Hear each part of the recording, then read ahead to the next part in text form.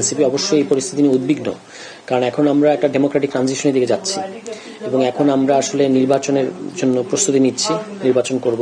সেই সময় যদি এই ধরনের ঘটনা ঘটে, এটা তো দেশকে একটা সংকটের দিকে ঠেলে নিয়ে যাবে। এনসিপি তো বাংলাদেশের কোনো সংকট হোক এটা চায় না, আমরা একটা ডেমোক্রেটিক ট্রানজিশন চাই। আমরা বিচারের কথা বলেছি, সংস্কার কথা বলেছি, এখন নির্বাচনটা হবে। কিন্তু এই মুহূর্তে এই ধরনের ঘটনা ঘটিয়ে আমাদেরকে এক ধরনের বার্তা দেওয়া হচ্ছে এবং আমাদেরকে ভয় পাওয়ানোর চেষ্টা হচ্ছে। আমরা ভয় পাচ্ছি না, কিন্তু ডেফিনেটলি এটা উদ্বেগজনক পরিস্থিতি। ফলে আমরা যদি পরিস্থিতিটার গ্র্যাভিটিটা স্বীকার না করি তাহলে তো হবে না। ফলে আমরা মনে করি যে এটা একটা অত্যন্ত সংকটাপন্ন সময় এবং এই সময়ের জন্য প্রথম পদক্ষেপ হচ্ছে, একেবারে একটা পদক্ষেপ যদি আপনি নেন এই পরিস্থিতি থেকে উত্তরণের জন্য, প্রথম পদক্ষেপ হওয়া উচিত স্বরাষ্ট্র উপদেষ্টার জায়গায় আরো ক্যাপেবল কাউকে বসানো।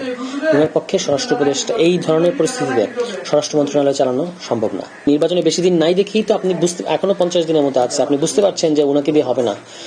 উনার বডি ল্যাঙ্গুয়েজের মধ্যে ব্যাপারটা নাই যে আপনি তাকে দেখলে সারা দেশের যে পুলিশের যে চেইন অফ কমান্ড, যে আমাদের সুপিরিয়র, তাকে দেখলে বোঝা যায় যে না, তিনি স্ট্রিক্ট এবং তিনি বাংলাদেশে একটা সুষ্ঠু নির্বাচন দিতে বদ্ধপরিকর।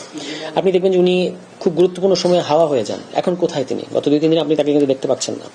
তাকে আপনারা প্রশ্ন করেছেন আইন শৃঙ্খলা পরিস্থিতি নিয়ে, তিনি পেঁয়াজ নিয়ে উত্তর দিয়েছেন। ফলে উনি পেঁয়াজের বাম্পার ফলন, আলুর বাম্পার ফলন এগুলোই করতে থাকুক। আমরা মনে করি যে স্বরাষ্ট্র মন্ত্রণালয় এখন একটা এক্সট্রাঅর্ডিনারি সময়, এই সময়ের মধ্যে একজন ক্যাপাবল লোক আমরা পাবো না, আমি এটা বিশ্বাস করি না।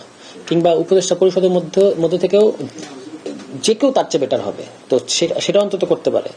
এই কারণে তাকে এখান থেকে সরানো দরকার, কারণ তাকে দিয়ে একটা সুষ্ঠু নির্বাচনের মতো পরিবেশ তৈরি হবে না। যারা পুরনো রেজিমে, যারা এই সরকারকে ব্যর্থ করে দিতে চাচ্ছে ভেতর থেকে, তাদেরকে চিহ্নিত করে তাদেরকে মানে গুরুত্বপূর্ণ দায়িত্বগুলো থেকে সরিয়ে দিয়ে এখানে নতুন পরিস্থিতির প্রতি কমিটেড এমন লোকেদের যেন বসানো হয়, সেই দাবিগুলো সরকার জনগণের পক্ষ থেকে আসা উচিত। আপনি দেখেছেন যে আপনার হাদির জানাজার মতো লক্ষ লক্ষ মানুষ প্রধান উপদেষ্টার সামনেই বিচারের কথাটা বলেছেন। বাংলাদেশের মানুষ খুব ধারাবাহিক এবং খুব ফোকাসড, তারা বিচার দেখতে চায়, তারা সংস্কার দেখতে চায়, তারা একটা স্টেবল দেশ দেখতে চায়।